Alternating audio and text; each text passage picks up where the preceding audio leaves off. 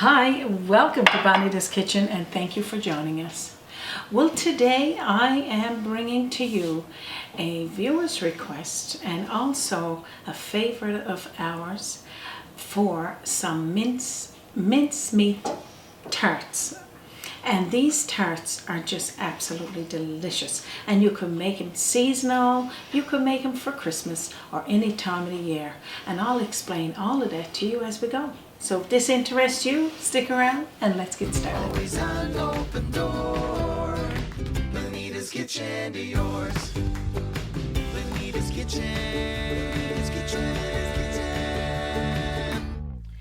So first off, we'll make our mincemeat, and that would be 1 cup of water, and I got 2 cups of raisins. Now I'm going to say you do the raisins that you enjoy having, and if you don't want, I'm going to also add in there 1 chopped apple, but if you don't want apples, you don't have to, because you could make this without.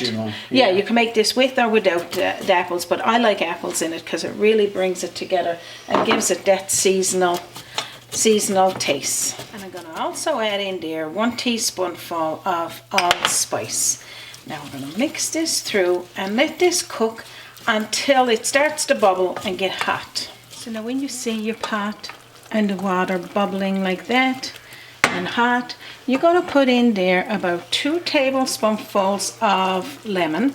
Now this lemon right now, I don't think got any, the lemon juice I'm going to say. I don't think it had any stones, at least I don't see it, but to prevent the stones, turn it up into your hand and let it go off. And so pour that in there, the 2 tablespoonfuls, and also we want to have about a teaspoonful of lemon zest. So anywhere from 1 or 2 tablespoonfuls of that lemon, and then the zest. So now after you do that, we're going to add in there half a teaspoonful of nutmeg. And we're going to be putting in there half a teaspoonful of ground ginger. So that's your ground nutmeg and your ground ginger. And then stir it in. So now you're just going to stir that through and let this cook there now for about 5 minutes until you see it starting to condense together and have that nice consistency. And then I'll tell you what to do next. So what we're going to add in there next is 3/4 of a cup of brown sugar, about 1/4 teaspoonful of sea salt, and we got 1/4 cup of chopped walnuts. I'm using walnuts, but you could use a nut of choice, and 1/4 cup of flour, and then we're going to mix this through. Raymond, you're funny. Continue mixing all of this through. I got the heat turned down just a little, only just to start incorporating these ingredients together, and it cooks through. So give it another couple of minutes doing that, and then we're going to take it off the heat. So now I got it off the heat. So that was only a couple of minutes after I added in the sugar and flour and such. It smells amazing in here. This is such a festive type of minced meat, and like I said, it's used for sweet dishes like our tarts and or whatever else you like to put it in. And you make this a little bit in advance so it's cooled down to use in the tarts, and you can put it into a container and just take out what you need to make those tarts. Now we'll talk about that. I just love this stuff. And like I was saying, if you don't want to use it in tarts, you could make a pie, a minced meat pie. And again, this is a sweet dish, not necessarily, or sweet dessert, not necessarily. Years ago, my mom, and I'm sure Raymond's mom too, used to call their ground beef minced meat. Minced meat, and so this recipe always confused me because I always thought it was meat in it and not raisins. So, and I'm sure there's a few of you out there the same thing. So right now, this needs to be to room temperature or cooler. If you want to store it, put it in a bottle in your fridge up to 2 weeks. Use it whenever you need it. I got a small muffin pan. I got 2 medium-sized ones, I'm going to say. And I already got my pastry down here in advance, and I'll share lots of links with you to make that. You've seen me lots of times. I kept it in the fridge for just about an hour to harden up that butter. Now I'm going to roll it out to get those like the pastry in our muffin cups. So now I'm just going to cut just half of it right now and put the other half. When you do it in advance and put it in the fridge, it just hardens that butter and gives it that little bit easier to manage, and it makes for a nice flaky pastry when you're doing it. Also, you need a cookie cutter 3.5 inches by 4. This one is not quite enough, so I'm using a cup to make so it'll fit in there and not go too small. And the same thing with this one's probably about 2 inches for these little ones if you want to make those. I mean, I'm going to give you a little taste of this. Yeah, so that's the rim of that glass. The rim of the cup, yeah. I'm going to be cutting out the pastry with. And you use whatever you got available. Certainly don't go buy anything. And if you don't want to make your own pastry, absolutely you can go out and buy the pre-made tart cups. But this here is easy to make, and you can keep it in your fridge till you're ready to use it. How are you doing there, I'm Raina? doing good. Keep it in the fridge. Can't guarantee how long it's going to be in there, but... But you're not going to be eating the pastry, though. No, Raw no. pastry. You're talking about the minced meat. I can use pastry for anything. That's true, yeah. Oh, This is perfect, yeah. Yeah, oh yeah, no, that minced meat mixture is lovely. And again, I keep a jar of that in the fridge if I want to just whip this up and have it when company's coming. So very tasty. all right, so I'm going to roll this out the same as you would a pie. Okay, so I'm just going to start cutting these out. And I'm going to do 12, but you do whatever amount you need.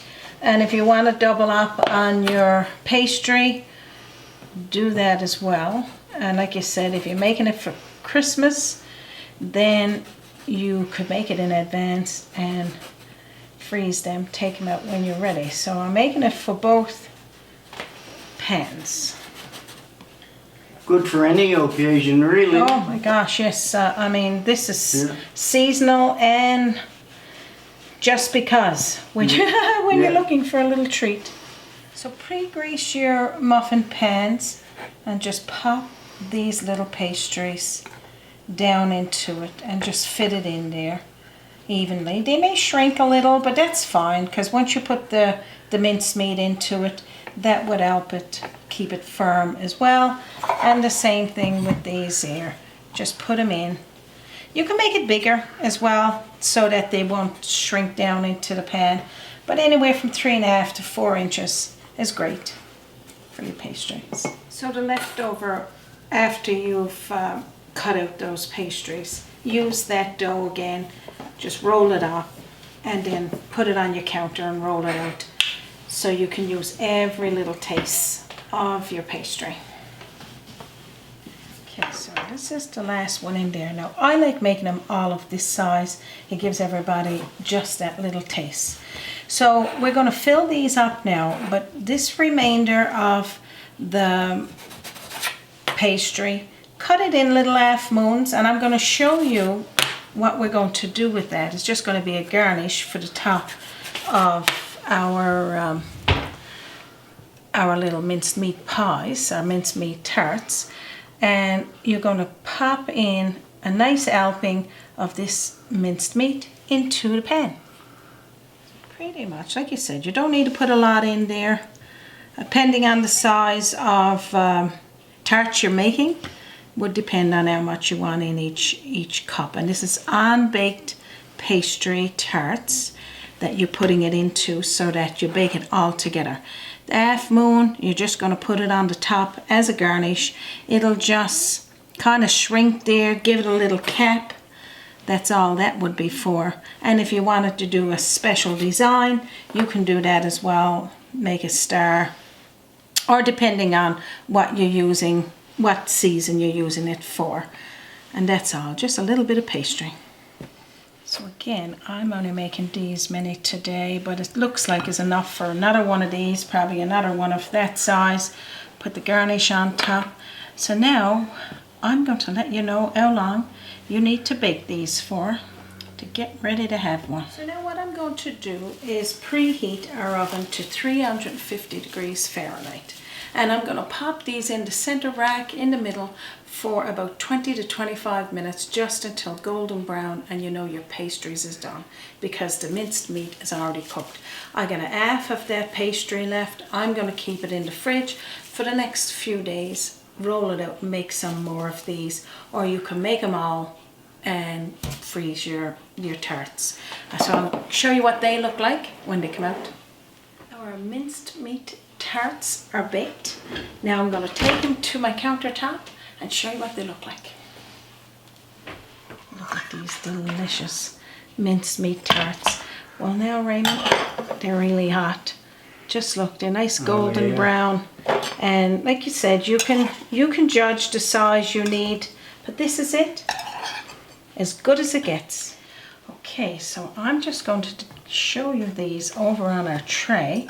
But before I go into this is my leftover minced meat I got in this jar. You can save it up for a couple of weeks. And this is the leftover pastry I got rolled out and put in parchment paper, and I'm going to freeze that for another day. So pretty much all I'm going to do is put these out here, and me and Raymond is going to have a little taste. Yum. Now I think they're all out there, Raymond. And we are gifting these today, because you know, if me and you keep those there, we're going to be eating them. So now it's cooled down enough for me to have a little taste. 350 degrees Fahrenheit, 20 to 25 minutes, just until golden brown. Make them this baby size ones, bite size. It'll be great, or you can do the bigger ones.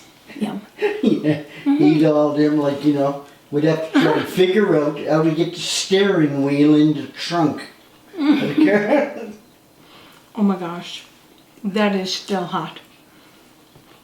I didn't burn my roof of my mouth, but I like them when they're cold, but serve them hot if you want to. Delicious. I can't wait for you to make them. 2 thumbs up. If I can find my thumbs here now. I'll do them. There we go. Almost. 2 thumbs up. Yum. Drop the tart delicious. So I'm going to say this is it, as good as it gets.